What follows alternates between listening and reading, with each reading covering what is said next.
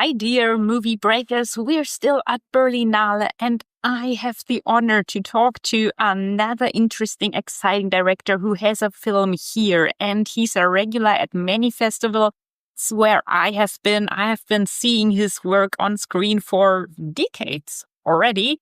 Denis Côté. Hello, decades, right? Okay. Yeah, it's because it's. I'm that old.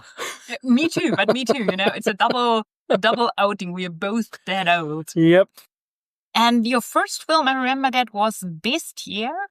Yeah, it was the first one at Berlinale. Exactly, not your first, but your first at Berlinale. 2012. Yes, and that was a observational documentary. It was about animals. Now we're again in a documentary about humans. So you kind of made a full turn. You went to feature films. You also did a few more experimental things, especially during the Corona times when we had all be more like thinking in different ways of making films. And now you return to this observational documentary style. How was that journey? Would you like to talk about that? Well, it's nice the way you say it. It means I'm curious about all types of cinemas, of approach, Okay, I think I'm much more of a fiction person. I like to create characters. I like to create universe, but sometimes reality gives you great gifts. So, Bestiaire was amazing in 2012 with the animals. In 2017, I made a film with bodybuilders, and it was observational approach with them. And now I'm coming back with this guy called Paul, which is an ordinary guy I met. And I thought, hey, I can do something with this guy. But it was very touchy because if you don't approach things the right way, it can become voyeuristic. It can become exploitative. You need to always be careful because Paul is someone you need to protect. So we made a film that is full of empathy, I hope, non-judgmental, and Paul needs to be protected in a film that can only be called Paul. If you're trying to find a cool title or whatever, no, it's about an ordinary guy called Paul. And this person named Paul, he advertises himself online to find women that would like him to clean his houses, and he likes to clean and he likes the submissive aspects about it. So there's a kind of dominatrix relationship. But again, Paul is a normal guy, playing guy, and not like some kind of, as often presented in movies, some scary BDSM guy. Like he's very demure, very balanced. And also the women that he meets, they're quite normal women, not necessarily domina-like like we would imagine. And these people meet. So it's kind of the kink community. That's it. How did you get in touch with that community? Did you just go into the online forums? But I really like the way you present it. It's the kink community. It could be called the BDSM community if you want. But when you enter that community, you need to make sure that you're not judging any kinks. And if you start with that approach, you're going to make the film I made. If you start with an approach that is, oh my God, this guy is a submissive guy. He's called a simp. He's being beaten by women. And you're always like, oh my God, your camera will be very, oh my God, what is happening? So back to your question, I was just in a relationship with someone, and at some point she said twice, I'm so tired, I'm going to call Paul. He's going to give me a lift. I'm like, who's Paul? Second time, I'm going to call Paul. Third time, I had enough, and I said, please tell me who Paul is. And she told me that whole story. She gave me Paul's email, and I invited him at my place, and he told me his whole life story. I said, would you like to make a film? And he didn't want to because he doesn't talk to men. And finally he said yes because he thinks it's an opportunity for him to do something different. Maybe he could become famous. He wants some followers on Instagram.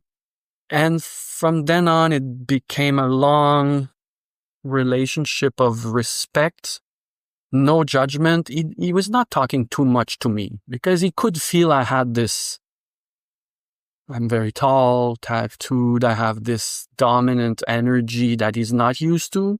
And my director of photography is tall like me, but we found our grounds.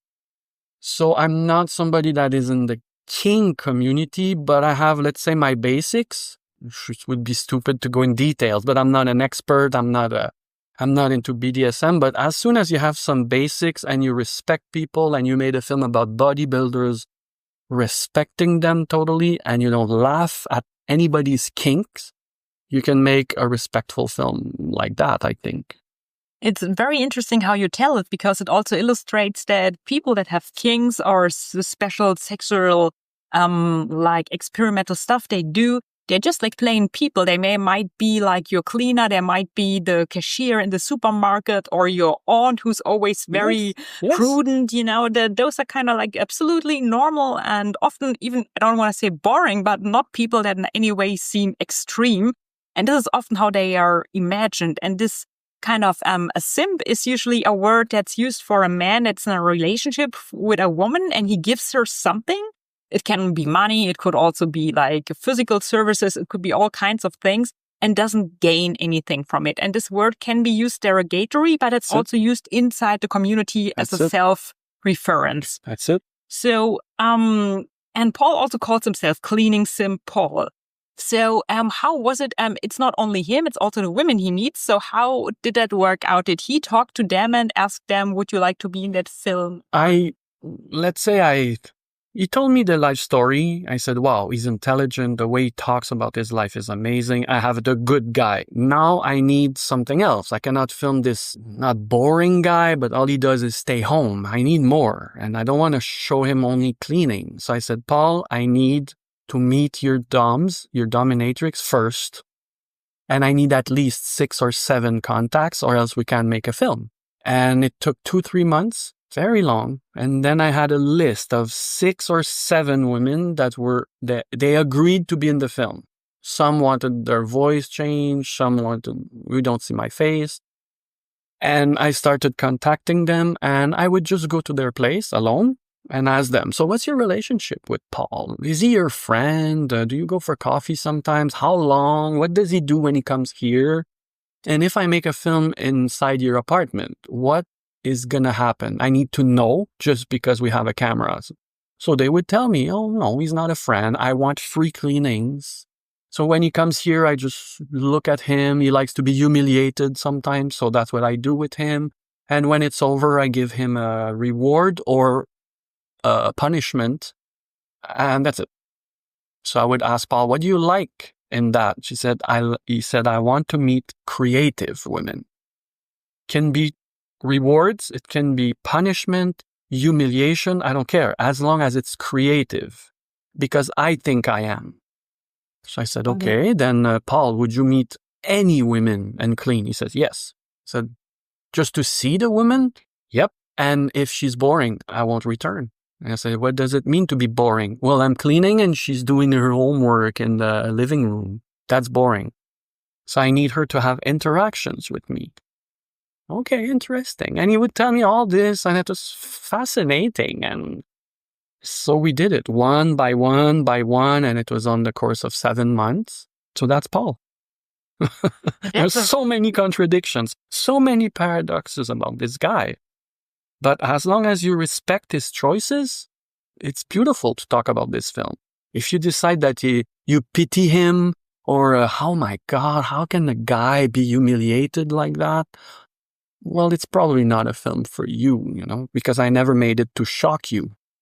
I think that's also one of the great things about the film, that it has such a down-to-earth, realistic approach, that it's not overly curious or voyeuristic, but that it's more okay, I'm with that person, I'm accompanying him, and we could also be just friends going somewhere. It's like an alternative lifestyle, that it's not yours, it's not mine. But the film has to show it to you in a very banal way. This is the everyday life of this guy. Please don't judge him, because it could be anybody, and it works like that. And what I also, one interesting aspect is we see this one scene where he visits, I think, a real dominatrix, and it's this electroshock scene. And this also kind of touches on sex work, which is interesting, especially since at the moment sex work is it's not decriminalized, but it's also not penalized in Germany. So it's kind of, many people think it's legal, But there's a difference between legalization and decriminalization. So there are many laws that kind of criminalize sex workers, even though sex work in itself is still legal. But there's also a big conservative political push to make it illegal again, which would be like horrific. Like it would be really, really bad for many, many people to make. It's also, I just have to add this. If you think anti-sex worker laws are just targeting sex workers, they're often anti-immigration laws. So they're actually a way to push people out of the country and then pretending it would be to protect women, which is not true. So go into that. Not true. And I found it very interesting that you made at this time, and I could imagine that there are similar debates going on in France about legalization and criminalization, and there's the Swedish model and all that stuff. Was it a conscious choice to make a film like that at least touches on these subjects now? It's not that it's a choice. It depends who you are. And now I'm giving an interview to an unknown person, so I will not go into details. But let's just say there are sex workers around me. There's this big movement of positive sex work. That's the people I know. They work very hard. I know they work very hard. So absolutely natural. It can be the swinging lifestyle. It can be anything we call alternative lifestyle or whatever. As soon as you know just a little about that, you can just go towards Paul and everything seems natural. I've never been towards Paul and say, okay, like, I'm rubbing my hands and we're going to do something interesting with Paul, So if you don't behave like that, or you don't behave Ulrich Seidel style, which he's a fascinating filmmaker, I think, but sometimes he can put a knife in the back of his character. Yeah, and he can be very voyeuristic and have this kind of exploitive that he's on a very thin line of problematic cinema. That's what I still think he's interesting, but when he goes too far, it's just blah. Why are you doing that? So I always think about him because I used to be a huge fan I'm still a huge fan. When I saw a film called Models 25 years ago, I could not understand how this film was made. And it was more from a formal side. And that film stayed with me for 25 years. And I keep watching Ulrich Seidel's cinema. And sometimes I'm like, oh, dude. And sometimes I'm like, how did he do that? Then I hear that he's completely misanthropic. He doesn't like people. And then I'm like, okay, I'm not Ulrich Seidel. I think he's fascinating, but I'm not him. If I make a film about these people, I find ways to love them. Doesn't mean I'm going to become friend with them. You see, he's here with a dominatrix. She's here as a sort of mommy taking care of him. So we have a kink right there in our face, and we just did it on stage. And it looked totally normal. She's just there to hug him and take care of him. That's a kink. But when it becomes natural and accepted by a lot of people, sex work becomes safer and safer and safer. I know somebody who's a stripper, and I get stories every week about what happened last night at the sex club. It's a lot of work, and we should respect that work a lot more. But yeah, that's it's very good to hear somebody actually voice that. Because I would always like to say that in the end, it doesn't matter if you think sex work is good or if you think sex work is bad. Criminalization doesn't make it any safer. It just makes it dangerous. Yeah. So it does just harm. And even if you don't like it, at least make it safe and make it better conditions for the people. And there is no reason not to be in favor of it, but it's actually, I do not have to like a thing to respect it. And this is what this film also is in many levels, I think, about, that I don't have to like something or I don't have to be something to have respect for it and say, okay, I respect this way of life, even if I don't want to engage with it or do it. And maybe you saw the last film I screened here, who was even more sensitive. It was called That Kind of Summer, and it was 3 women going in a sort of sex clinic to be treated. Because some people said these women are nymphomaniacs or hypersexuals. I made it, and I tried to do exactly like Paul, the most how can I say, delicate possible. I work with a sexologist, sex therapist. Okay, the film was not that well received because a lot of people thought that because I'm a straight guy, I'm not really allowed to talk about these things. But the way we made it was so respectful. And I think Paul is me obsessed with these questions of how can we respect people's kinks? Because we all have those kinks and it stays hidden everywhere. But can I expose those kinks in the most non-judgmental way? I'm not saying I'm going to make 5 films about that, but I think Paul is in a sort of continuation of that film that not that many people liked. And now I just saw the premiere, people are freaking out about Paul. It's because I have this very friendly guy. It's not a script I wrote myself about 3 women, so it's a bit different. But I found it's very interesting how people receive the films, And you already mentioned that you shot like about 7 months. Was there also material where you thought, I cannot use that, it's too touchy or it's too personal or that he didn't want you to use? I like to say it took 7 months, but it was 19 days on 7 months. So we didn't have that many hours. We didn't film anything. No, I can't tell you, oh, no, that's too sensitive. No, I could have stayed longer with Paul and filmed something different than a girl who has donut kinks. Maybe I could have found nudity somewhere. Maybe I could have found real sex acts somewhere. Which is also interesting because I think many people expect that they say, oh, this is a film about, if one would give a synopsis and say this is a film about sex kinks, then they would first expect nudity and they would expect sex scenes. So this is, I think many people, that's the mindset, Paul is he's not very sexual. He's not looking for that. But, a few weeks ago, he wrote me in a very surprising way and he said, oh, lately I've received some gifts, Denis. I was like, what? Yeah, one new dominatrix. She just gave me a cool gift. I said, what happened, Paul? Oh, she just got naked and she rubbed herself on me. Oh, and he put an emoji smile. I was like, okay, Paul. Well, okay, you happy? Yeah, and another one took her shower. The door was open and she screamed, Paul, and she wanted me to watch her. And he put an emoji like a kid. So I was like, okay, Paul, okay. So you never know is he looking for nudity or is he looking for sexual favors? But with me in the film, sex was not really a part of his life because he thinks he's worth nothing and he will not have any relationship. For him, he doesn't deserve a relationship with a woman. So that's why he's serving them. But he never talks about sex. But suddenly he's 12 years old. She was naked. And now that you made this film, do you already have a next project in mind? That's always always.